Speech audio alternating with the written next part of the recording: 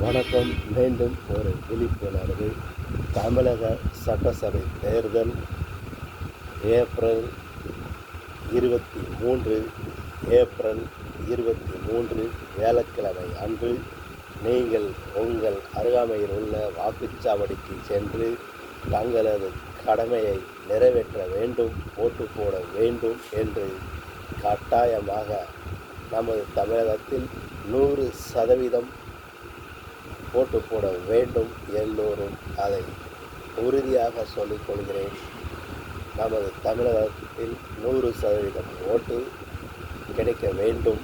ஆக எல்லோரும் இதற்கு கட்டாயமாக செல்ல வேண்டும். உறுதியாக நாடு முன்னேற, வளம் பெற நீங்கள் ஓட்டு போட வேண்டும் என்று அன்புடன் கேட்டுக்கொள்கிறேன் தமிழக மக்களிடம். நெல்லை மாவட்டத்திலிருந்து வாசகன் ரிப்போர்ட்டர் சார்பாக நன்றி.